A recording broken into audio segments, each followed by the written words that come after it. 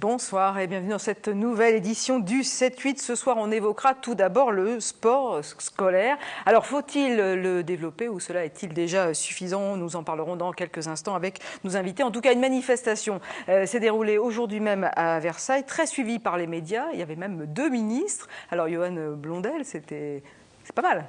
Ah ben nous, on est très satisfaits, parce qu'on avait donc la ministre des Sports, Valérie Fournéron, et la ministre déléguée en charge de la réussite éducative, Madame Georges Paul-Angevin. C'était pour nous un grand honneur de pouvoir recevoir 2 ministres, plus la présidence de la République, puisque le conseiller sport du président de la République, Thierry Herret, était présent.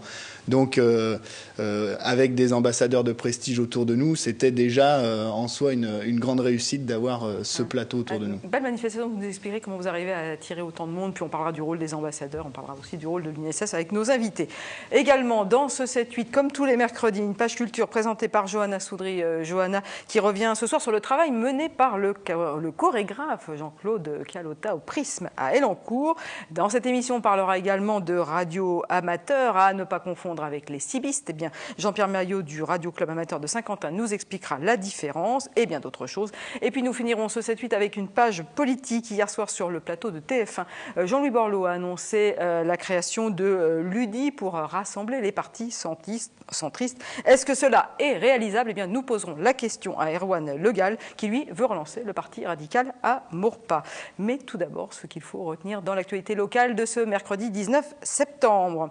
Le développement du sport scolaire, je viens de vous en parler. 2 ministres des sportifs reconnus à Versailles ce mercredi pour donc promouvoir le sport dans les écoles. En France, plus de 2,5 millions d'élèves sont licenciés. Et puis à l'occasion des Journées du patrimoine, une visite a particulièrement retenu l'attention. Il ne s'agissait pas d'un équipement culturel, mais d'un chantier, celui du Vélodrome. L'Office de tourisme de Saint-Quentin propose des balades du site et elles s'affichent complètes jusqu'au mois de novembre. Voilà.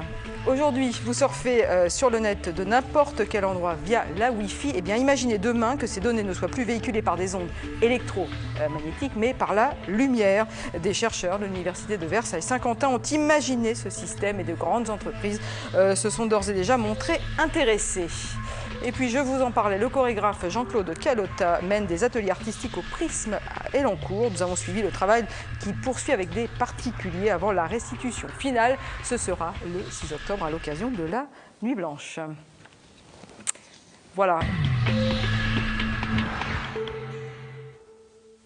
On revient sur l'événement de cette journée. Je vous l'ai dit, c'est la 3e journée nationale du sport scolaire. Pour en parler avec nous, 3 invités en plateau. Johan Blondel, on vous a déjà entendu. Vous êtes le directeur national UNSS, adjoint UNSS. Cédric Gosse, bonsoir. Vous êtes le directeur régional. Et Éric Micou, vous êtes ambassadeur et ancien basketteur de haut niveau. Vous avez été en équipe de... Non, basketteur de haut niveau? Non, ancien, vous avez raison. Je vous ai vexé. Ça commence bien. Enfin, en tout cas, vous avez joué en équipe de France. Et puis Anthony Reich aussi, notre journaliste sport qui est en plateau avec nous, puisque vous avez suivi cette journée nationale. C'était à Versailles aujourd'hui. Mais d'abord, une première question à Éric Micou. Est-ce que vous avez commencé, vous, le basket, au sein de l'UNSS, en tout cas au sein des sports scolaires? Alors en partie. J'ai commencé très tôt dans un club, comme la plupart des jeunes. Par contre, dans la continuité, j'ai continué à jouer au basket avec mon équipe du collège, mon équipe du lycée ensuite. Et c'est là que j'ai donc intégré l'UNSS et que j'ai commencé à jouer les compétitions qui étaient très intéressantes parce qu'elles nous permettaient de défendre, d'être fiers de défendre notre collège ou notre lycée contre les autres institutions et en même temps de voyager un peu. Mais vous auriez pu rester en association, mais c'était plus pratique d'aller en sport scolaire, de faire ça le mercredi après-midi avec les copains? Ouais, alors c'est complètement différent. En club, on reste avec en général des gens du village. Je venais d'une petite ville, donc on les voit tout le temps. Alors après, aller voir à l'entraînement, c'est pas mal, mais le fait de pouvoir, avec l'UNSS, être avec d'autres élèves qui viennent de villes aux alentours, dans des clubs contre qui on joue pendant les week-ends, c'était aussi une super expérience. Voilà. Peut-être ça amène vers le milieu professionnel? Vous avez parlé de compétition. De compétition, en tout cas, ça permet de s'ouvrir. C'est la première chose. Ça permet de s'ouvrir et de rencontrer d'autres jeunes, pas forcément ceux qui habitent à côté, mais d'aller un peu plus loin. On comprend, c'est une ouverture, effectivement. Anthony, vous avez suivi cette 3e journée nationale, c'était à Versailles, dans un cadre prestigieux. Et en plus, il y avait des gens prestigieux, puisqu'il y a quand même eu 2 ministres qui sont venus, et puis des sportifs de très haut niveau. Oui, tout à fait. Il y avait du beau monde, que ce soit du côté des journalistes, nos collègues, que du côté personnalité publique. Vous l'avez souligné, Madame Fournéron, ministre des Sports, Valérie Fournéron, ou Georges Paul-Langevin, ministre délégué à la réussite éducative, qui était aussi très bien accompagné des ambassadeurs de l'UNSS, comme Jean-Marc Mormec ou Clément Lefebvre et Émilie Fer, qui sont tous les deux médaillés au dernier JO. Et justement, je voulais vous poser une question. Quel est le rôle précis des ambassadeurs de l'UNSS ? Alors nous, on a souhaité constituer un collège des ambassadeurs qui est présidé par Muriel Urtis et Nicolas Karabatic. Et ensuite d'essayer, c'est pas rien. Et ensuite d'essayer d'avoir un ou plusieurs ambassadeurs par sport. Et l'idée, c'est d'avoir des sportifs de haut niveau qui ont commencé à l'UNSS ou qui ont participé activement à l'UNSS, par ce que vient de dire Éric Micou, et qui ont un impact auprès de nos jeunes et qui peuvent passer un message clair en lien avec sport, école, valeurs, quoi. Et donc ce collège des ambassadeurs permet véritablement aux jeunes d'avoir une identification assez facile auprès de sportifs qui, par ailleurs, ont eu et ont toujours un investissement important en d'autres sens. Et vous, Éric Micou, qu'est-ce qui vous a plu dans l'idée de devenir ambassadeur de l'UNSS quand on vous l'a proposé ? Alors, l'UNSS, c'est vraiment une partie, ça a peut-être suscité en moi une vocation, la vocation de continuer à jouer au basket. Alors après à partir du moment où on arrive à un certain niveau et qu'on est sur le point de devenir professionnel, là ça devient compliqué.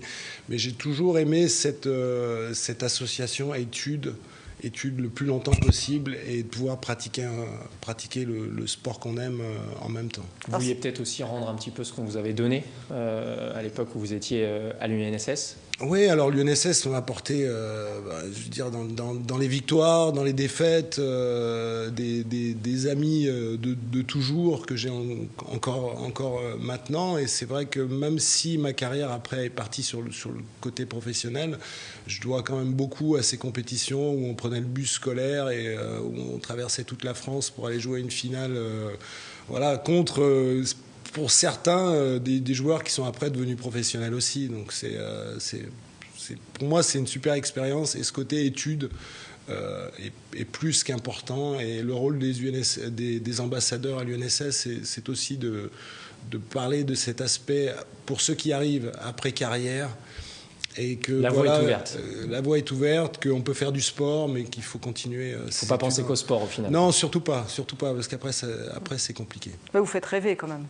Les ambassadeurs, ils sont là pour faire rêver. Parce que les noms que vous nous donnez, c'est quand même des noms de gens qui ont marqué l'histoire du sport. Quand on a vu l'attrait des ambassadeurs aujourd'hui auprès des jeunes, je veux dire Jean-Marc Mormec, à qui on demandait des autographes, même le conseiller sport du président de la République qui a été champion olympique a été reconnu par les élèves assez vite et on lui a demandé des autographes. Enfin voilà, il y a une c'est normal, quoi. Il y a une envie de s'approcher de ces personnes-là. Et ce qui est très important, c'est que ces ambassadeurs-là portent un message autour des valeurs, autour de l'éducation, qui est aussi très audible, entre guillemets, au-delà de ce que peut dire un enseignant et un encadrant de l'UNSS, quoi. Donc c'est important que le message aussi vienne d'athlètes qui font rêver, c'est vrai. C'est clair. Et puis c'est d'ailleurs étonnant le nombre de gens, de super sportifs de très très haut niveau qui sont passés par l'UNSS. Dans le basket, moi j'en ai discuté avec un Nando De Colo qui va partir au San Antonio Spurs cette année. Nicolas Batum, qui dès que je lui ai parlé de l'UNSS, m'a dit « Oh là, j'ai fait une finale de championnat du monde, j'étais blessé, mais voilà, c'est pour tous ces athlètes, super athlètes, c'est une partie importante de leur carrière. Alors on va continuer à parler des valeurs éducatives de l'UNSS et puis vous continuerez à nous faire rêver, mais on va d'abord aller à Versailles. On va regarder le reportage que vous avez tourné aujourd'hui même, Anthony, donc sur cette 3e journée nationale de l'UNSS, le sport scolaire. On dit souvent que le sport est à la base de tout. À travers les valeurs de solidarité et de respect, les jeunes se découvrent. Accompagnée de Jean-Marc Mormec, exemple très courtisé de réussite sportive, la ministre des Sports, Valérie Fournéron, a visité les ateliers au château de Versailles pour la 3e journée du sport scolaire. Au sein des associations sportives, les élèves découvrent de nombreuses disciplines et accèdent parfois au haut niveau. Ça leur permet de se former en tant que citoyens et puis ensuite ce sont vraiment des élèves qui du coup s'investissent dans tout, à la fois la réparation du bateau, le respect du matériel, le respect du cadre et c'est vraiment intéressant pour eux. Certains d'entre eux ont déjà acquis un excellent niveau, ils ont déjà participé au championnat de France à plusieurs reprises en slalom, en course en ligne via les championnats de France UNSS et aussi au niveau des championnats de France fédéraux. Le sport, c'est aussi le moyen pour les jeunes en difficulté scolaire de ne pas décrocher.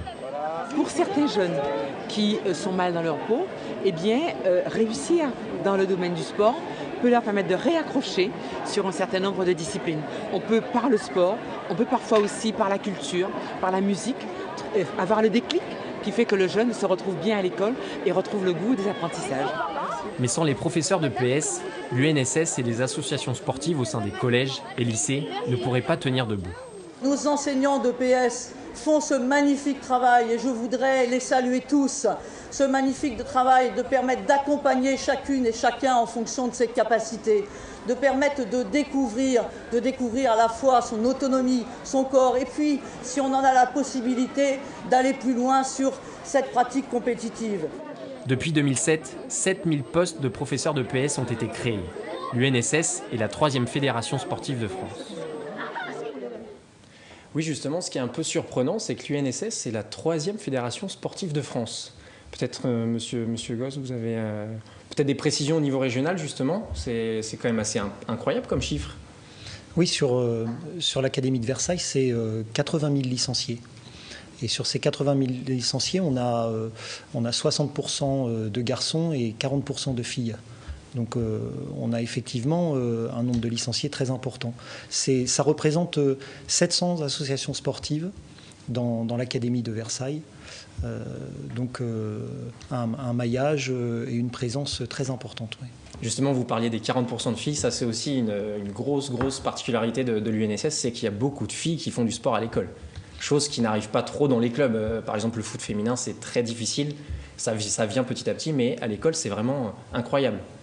Oui, et puis, effectivement, sur cette pratique féminine, 40% de pratiquantes, c'est un pourcentage très important au regard d'autres fédérations sportives. Bon, l'idée n'est pas de s'opposer à d'autres fédérations, mais à l'UNSS, il y a cette mixité qui est très importante. Mixité garçon-fille, mixité sociale aussi, donc une identité tout à fait particulière.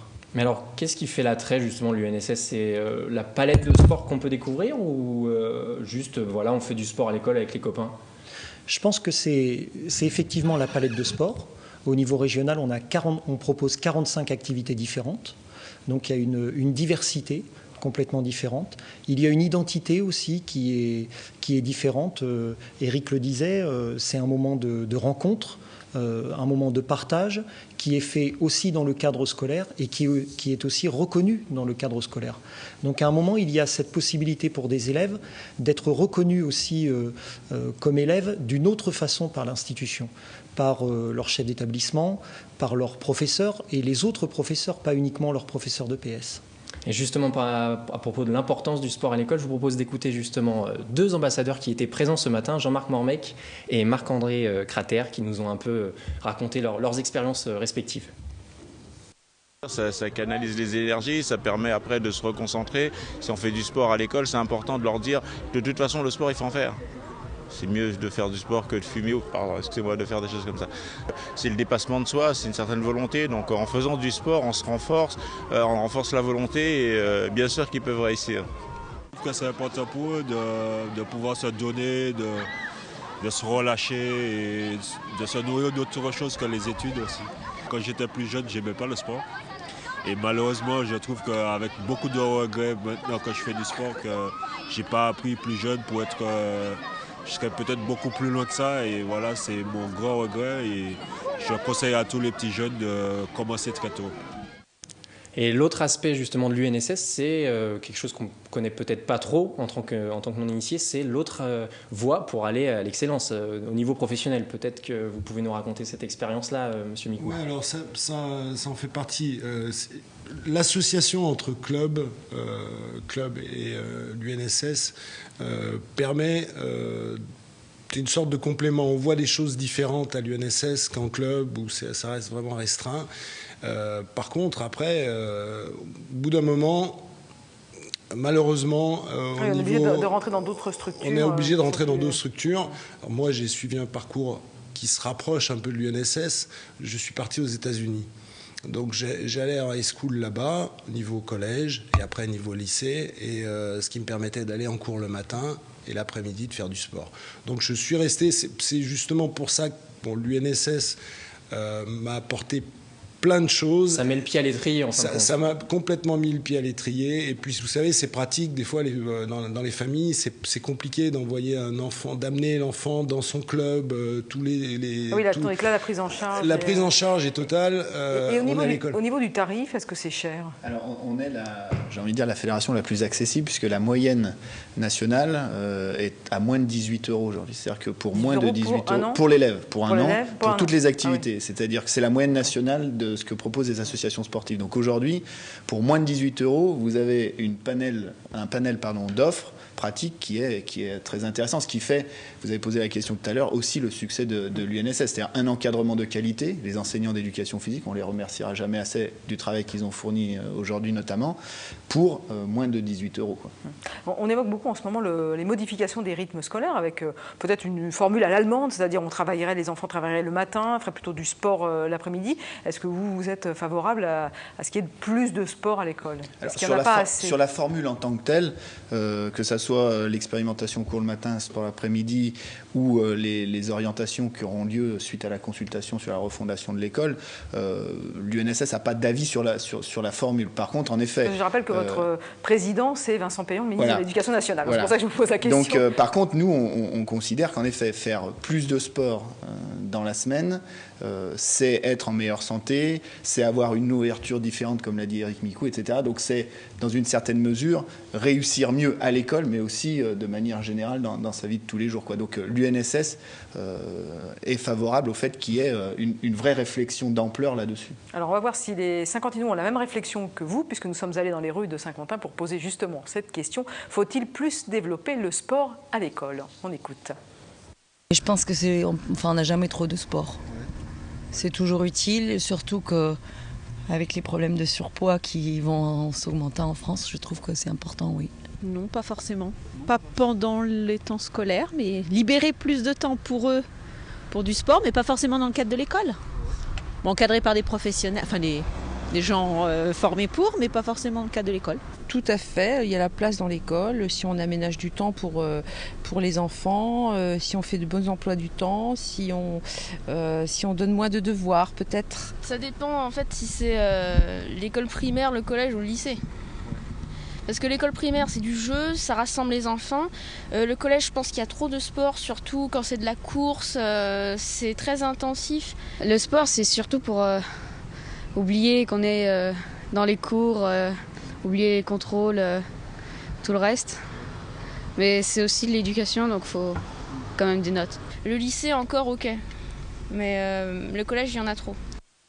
C'est amusant, le collège il y en a trop, il n'y en a pas trop au lycée. En tout cas, on a entendu le mot éducation. Le sport, ça véhicule des valeurs éducatives. Je voudrais une dernière réaction sur l'actualité du moment. La Cour des comptes qui vient d'alerter le ministre de l'Éducation nationale, donc vous avez dit, Vincent Payon, c'est votre président, sur le coût excessif du sport scolaire dans le cadre de l'UNSS. Comment vous réagissez? Est-ce qu'il y a eu des pistes de réflexion aujourd'hui à l'occasion de la venue des deux ministres? Alors nous, aujourd'hui, très clairement, sur la question Cour des comptes, de manière très générale, je considère que d'avoir un audit sur le fonctionnement d'une fédération, j'ai envie de dire d'État, la fédération de l'éducation nationale, c'est une bonne chose. Après, Vincent Payon a répondu au référé qui est public et je pense que sa réponse est largement suffisante à la question de la Cour des comptes. Donc, et sa réponse, parce que la Cour des comptes parle elle est assez longue, elle fait 300 pages, millions, elle dit en fait c'est trop par rapport au fait que ça ne concerne qu'un élève sur 5.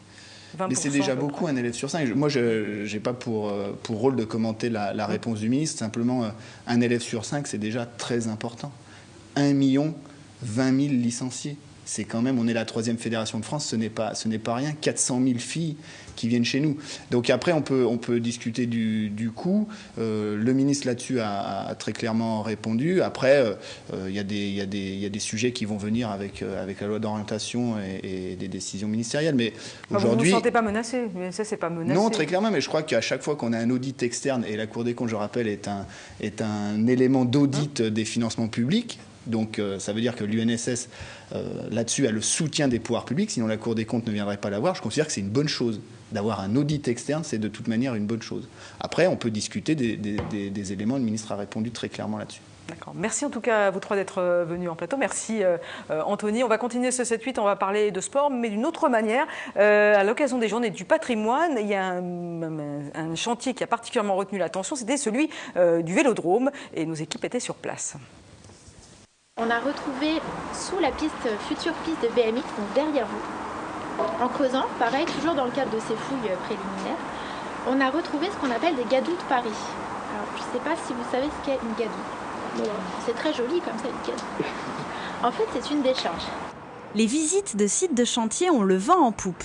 À l'occasion des Journées du patrimoine, celles du Vélodrome en construction à Montigny-le-Bretonneux ont affiché complet. Énormément de demandes, plus que ce qu'on espérait. On n'est pas débordé, mais on est bien sollicité. Et donc on a ce créneau-ci aujourd'hui, et puis ensuite on a 2 samedis par mois, premier et dernier samedi de chaque mois jusqu'à fin novembre. C'est toujours intéressant d'en savoir un petit peu plus sur l'environnement, sur l'histoire de Saint-Quentin, et puis prochainement la construction du Vélodrome. J'ai appris surtout l'historique sur la ville de Saint-Quentin en Yvelines, que j'ignorais totalement. Et puis sur son évolution également. Jusque-là, je ne vois que l'extérieur, mais je pense que c'est une belle architecture qui est assez impressionnante. Si vous êtes intéressé, hâtez-vous. Seules les visites de novembre sont encore ouvertes à la réservation. L'inauguration du Vélodrome est prévue en décembre 2013. Il accueillera le siège de la Fédération française de cyclisme, une piste de 250 mètres de long et une piste couverte de BMX.